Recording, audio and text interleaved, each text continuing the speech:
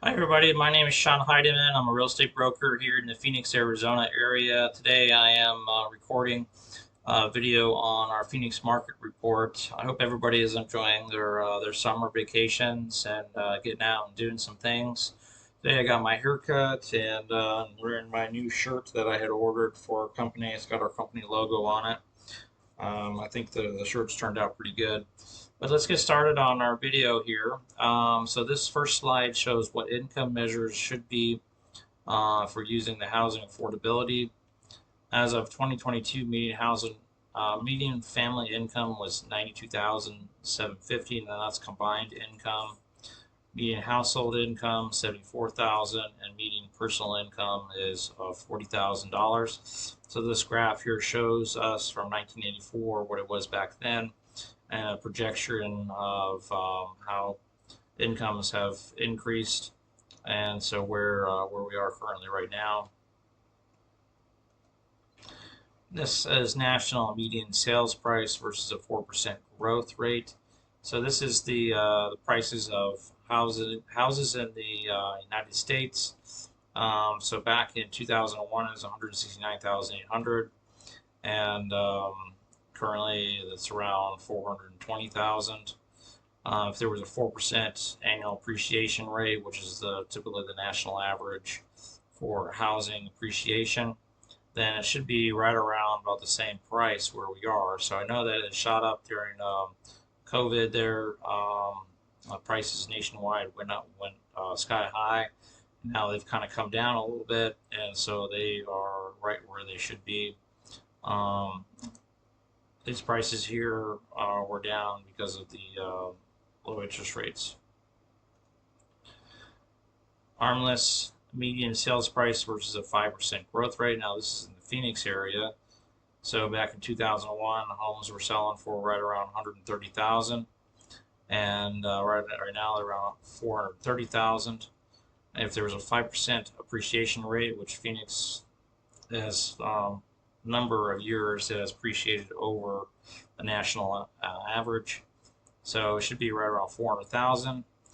Our price is still inflated in the Phoenix area, yes, but um, this projection, um, if it continues on, or if this kind of flattens out, will eventually catch up to where we should be as far as pricing. Private sector earnings versus a 3% growth.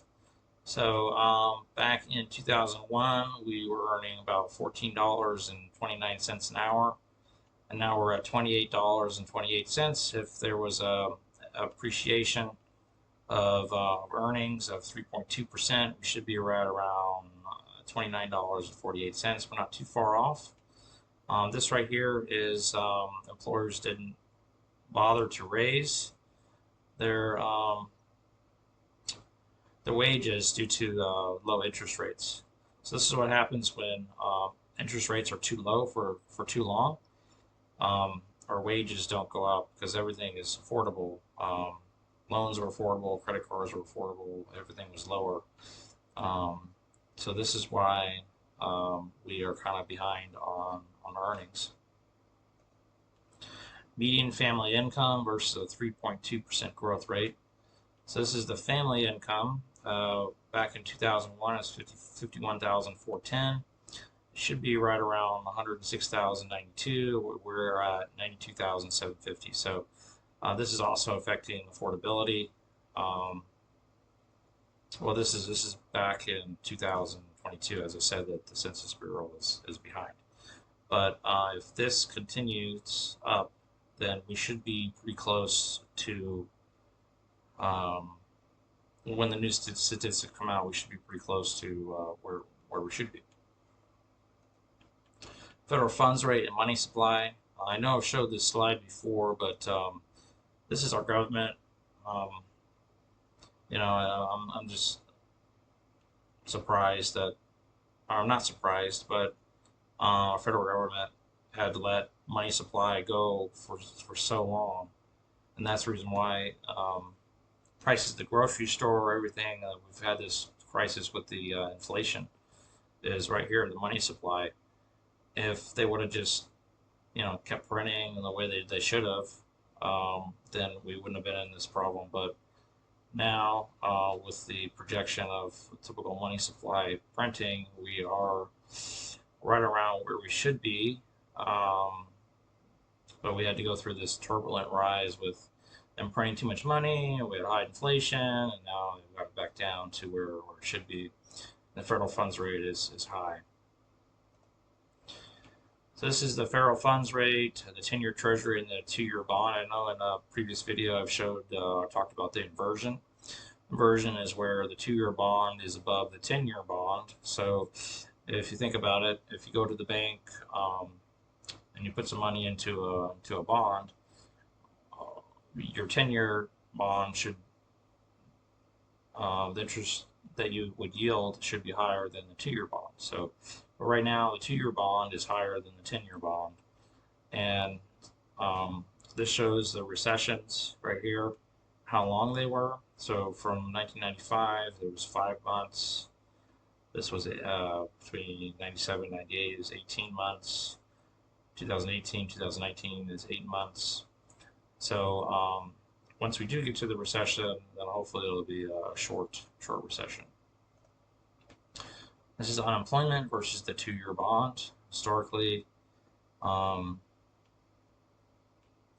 when the 2-year bond and unemployment starts to go up, then the 2-year bond goes down. Recession is declared, unemployment rate goes up, unemployment rate goes up, unemployment rate goes up, and then the 2-year bond goes down. So right now,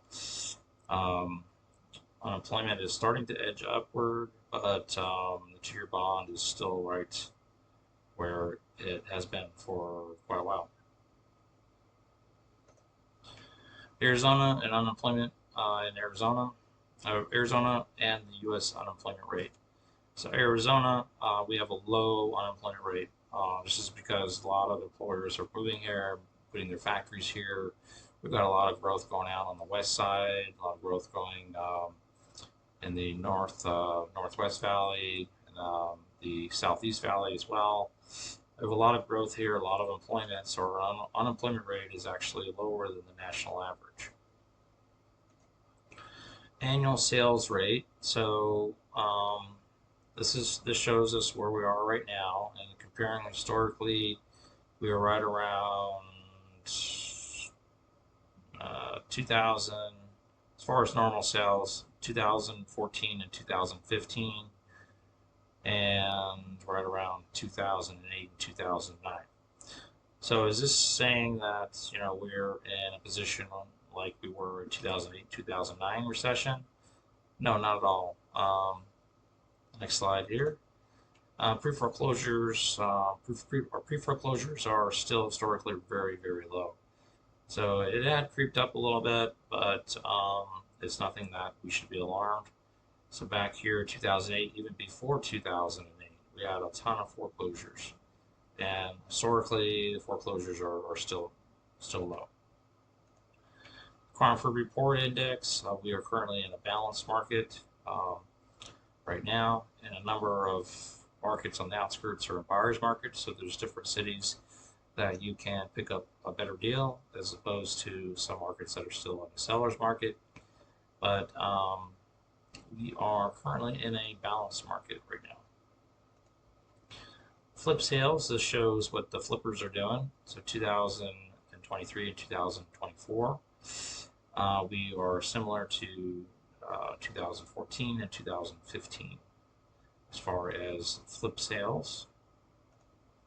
Flip sales with 180 days.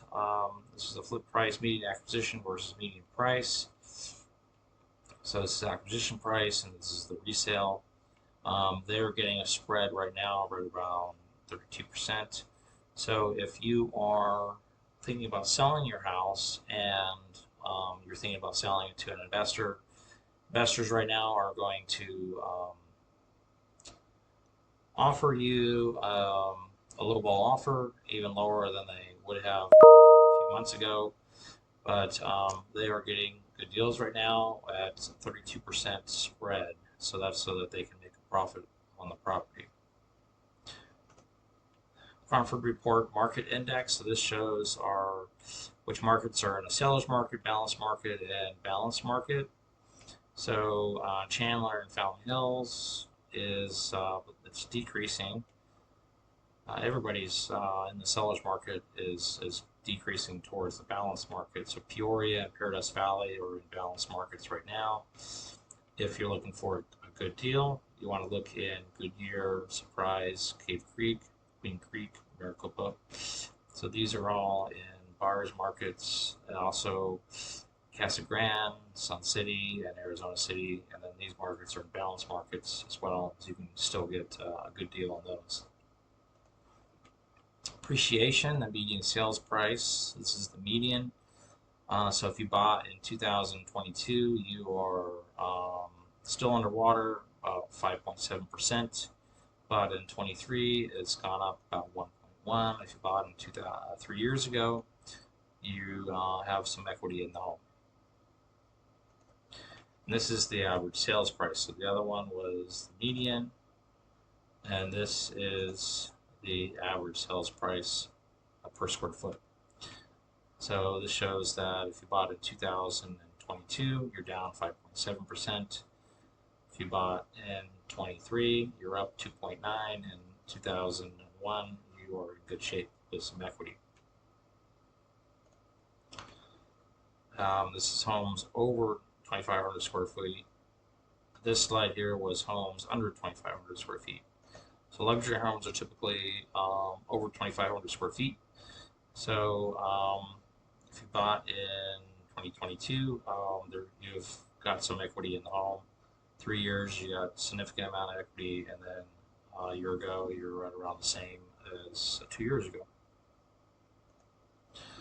So supply seasonality, active listings. So in 2024 is a different market than 2023. So 2024, the active supplies have been increasing. And it's just been going straight up. Normally, when the summer months start to hit, the supply typically starts to go down. But in 2024, we're just kind of cutting through all of these other years and just going straight up. So I'm not sure if this is going to continue, or if we're going to see this kind of start edging down towards as the summer unwinds. It'll be interesting to see, but we'll just have to keep an eye on that. Cancellations, there's a number of cancellations. So there's a low amount of buyers, and supply is increasing, so this is just expected.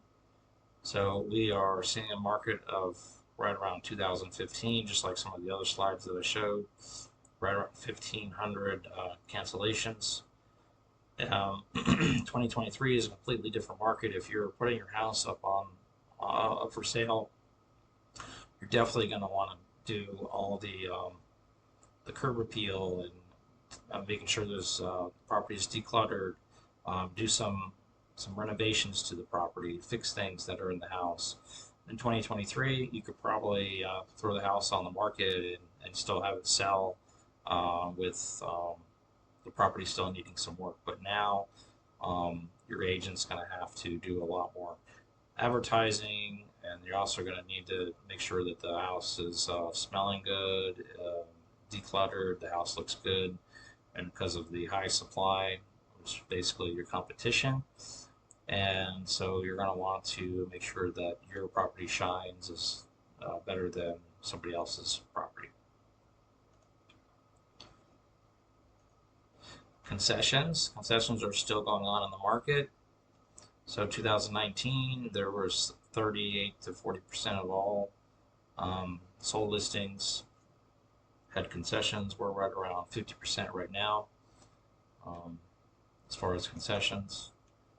The concession amount back in January was around 10,000. Now we're back to close to that amount.